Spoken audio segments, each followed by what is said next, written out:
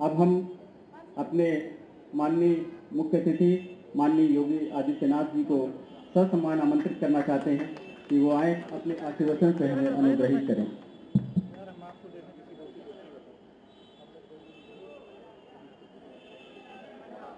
परम पूज्य योगी आदित्यनाथ महाराज की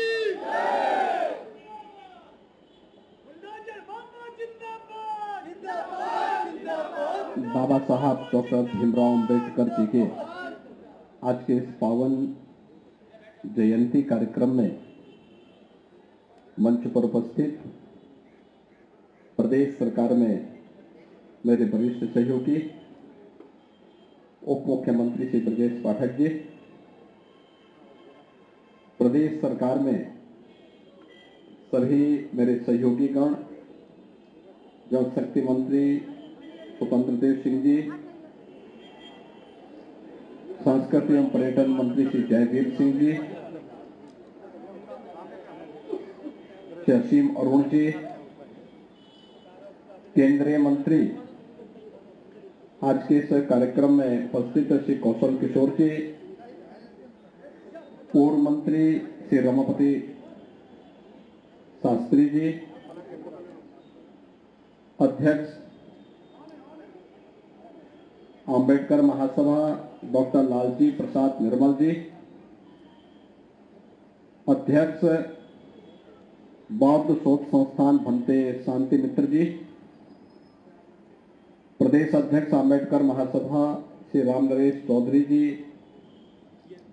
उपाध्यक्ष अनुसूचित जाति वित्त एवं विकास निगम श्री विश्वनाथ जी, महामंत्री श्री अमरनाथ प्रजापति जी, डॉक्टर सत्या दोहरी जी, आज के इस कार्यक्रम में विशेष रूप से यहाँ पर उपस्थित प्रदेश सरकार में मत्स्य विभाग के मंत्री डॉक्टर संजय निषाद जी, अंबेडकर महासभा से जुड़े हुए सभी उपस्थित भाइयों बहनों, आज भारत माता के महान सपूत स्वतंत्र भारत के संविधान के शिल्पी भारत रत्न बोधिसत्व बाबा साहब डॉक्टर भीमराव अम्बेडकर जी का पावन जन्म जयंती है। इस अवसर पर आप सभी को और पूरे प्रदेश वासियों को मैं हृदय से बधाई देता हूं। हम सब जानते हैं कि सैकड़ों वर्षों की गुलामी कि जो विकृतियां किसी भी समाज में आती हैं, भारतीय समाज उससे अछूता नहीं था।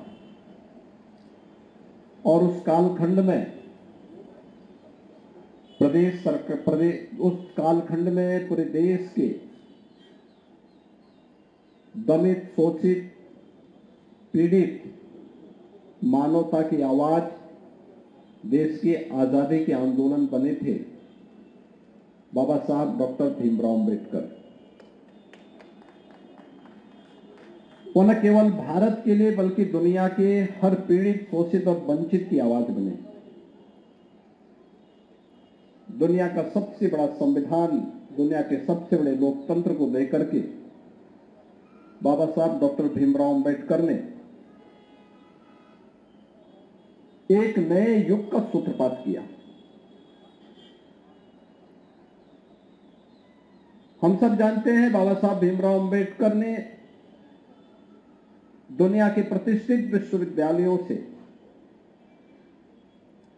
उच्च शिक्षा की डिग्री हासिल की, लेकिन उस सब के बावजूद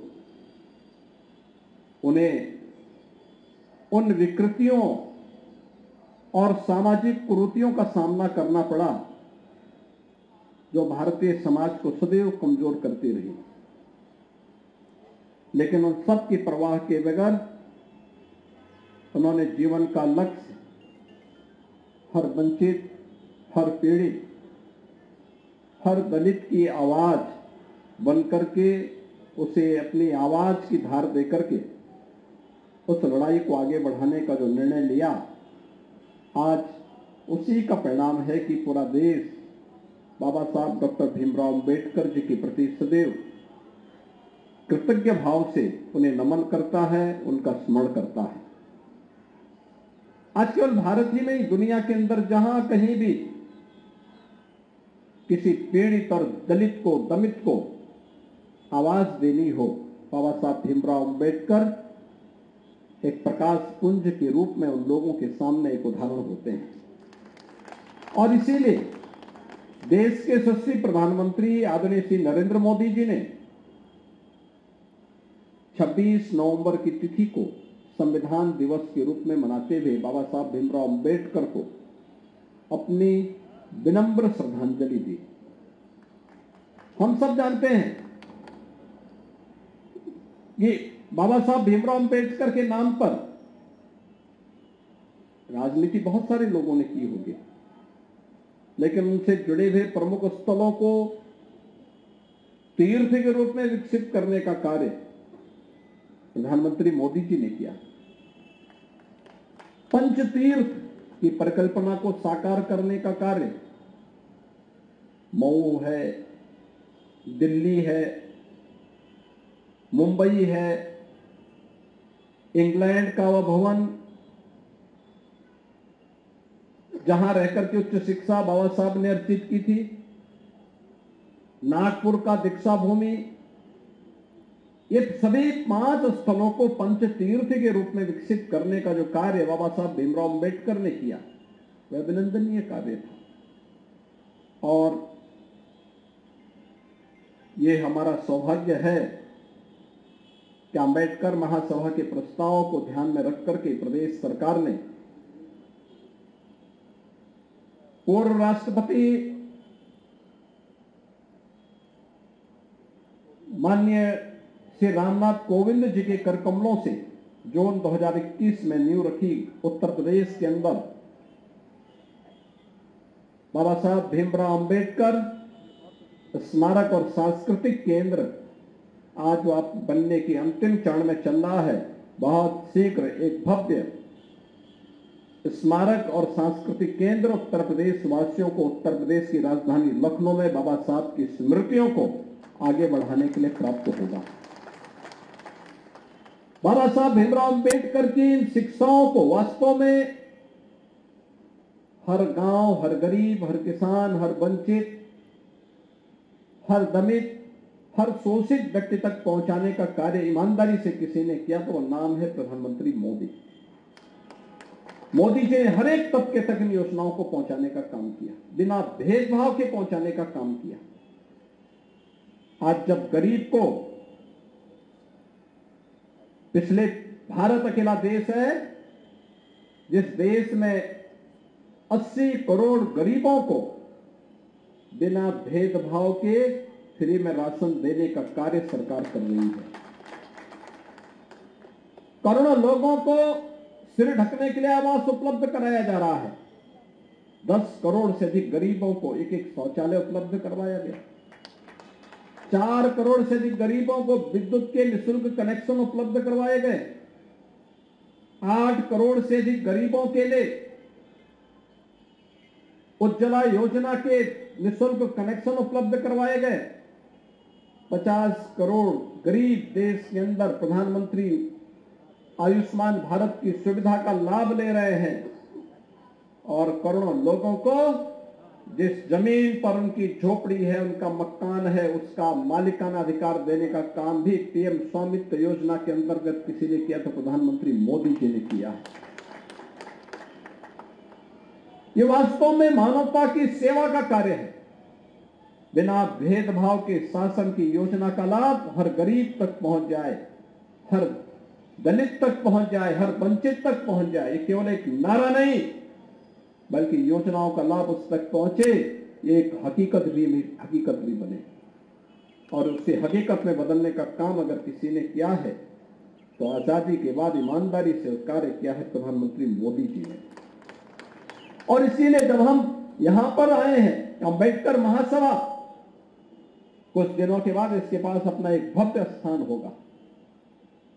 लेकिन भाइयों बहनों, मैं धन्यवाद दूंगा डॉक्टर लालजी प्रसाद निर्मल जी को और उनकी पूरी टीम को जब बाबा साहब भीमराव अंबेडकर का शताब्दी महोत्सव मनाया जा रहा था, तब उन्होंने एक छोटे से स्थान से इस कार्यक्रम का शुभारंभ किया 1991 में।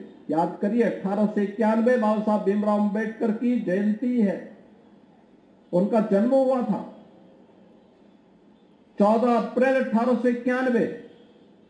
ठीक 100 साल के बाद लखनऊ में 14 अप्रैल 1991 को यहां पे बाबा साहब भीमराव अंबेडकर के कार्यक्रम का शुभारंभ यहां पे अंबेडकर महासभा के द्वारा प्रारंभ किया गया। और ये कार्यक्रमों की जो श्रृंखला प्रारंभ हुई,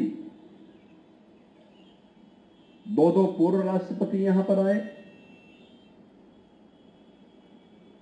श्री के.आर. नारायण जी जब देश के उपराष्ट्रपति थे, बाद में राष्ट्रपति हुए, उनका आगमन यहां पर हुआ। श्री रामनाथ कोविंद जी राष्ट्रपति के रूप में, राज्यपाल के रूप में उनका कई बार यहां आगमन हुआ। प्रधानमंत्री के रूप में आदरणीय श्री नरेंद्र मोदी जी का आगमन होता है। श्री वी.पी. सिंह जी का यहां आगमन होता है। राज्यपाल के रूप में कई बार श्री राम नाईक जी का यहां पर आगमन होता है।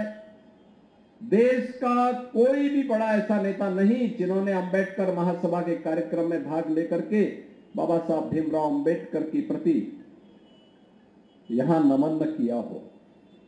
श्रीमती सविता अंबेडकर जी स्वयं यहां पर आई और वास्तव में गरीबों की आवाज को एक नई गति देने के लिए अंबेडकर महासभा ने जो कार्य किया, आज उसी का परिणाम है कि राज्य सरकार ने निर्णय भी ली, जिस गरीब के पास जमीन का पट्टा नहीं, सरकार ने जमीन का पट्टा उपलब्ध करवाएगी। सरकार ने युद्ध स्तर पर इस कार्यक्रम को आगे बढ़ाया। आज मुझे बताते हुए प्रसन्नता है, उत्तर प्रदेश के अंदर हर घर नल की योजना में 1 करोड़ परिवारों को हर घर नल की योजना से आच्छादित किया जा चुका है। याद करिए, 2014 के पहले एक गरीब और एक दलित पानी के लिए भटकता था। दबंग लोग पानी नहीं पीने देते थे। इंडिया मार्क का हैंडपंप सरकार के पैसे से लगता था, कुछ लोग उसमें काबिज हो जाते थे। आज तो हम लोग हर घर, प्रधानमंत्री मोदी जी ने व्यवस्था कर दी कि हर घर तक पाइप कनेक्शन उपलब्ध करवाएंगे, हर घर तक ये पाइप कनेक्शन उपलब्ध होगा। 1 करोड़ परिवारों को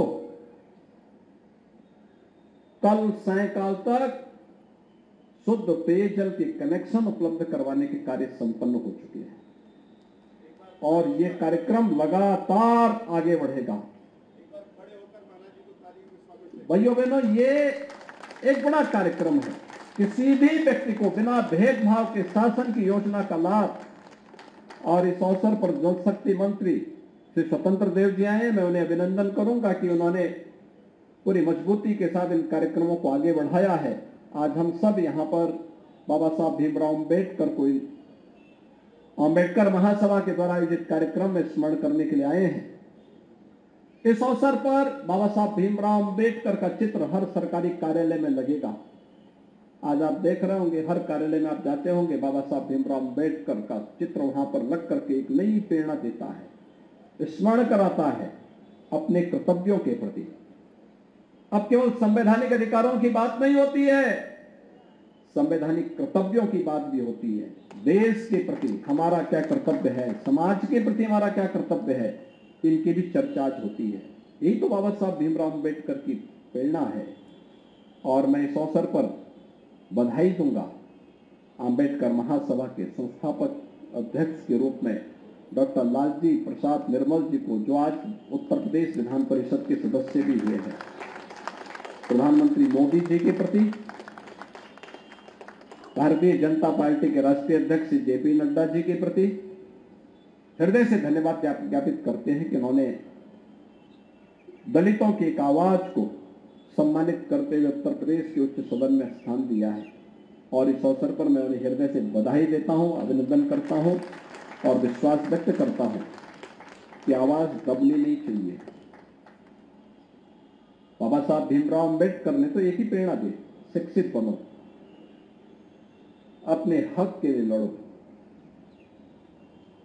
जीवन में उच्च आदर्शों का पालन करो।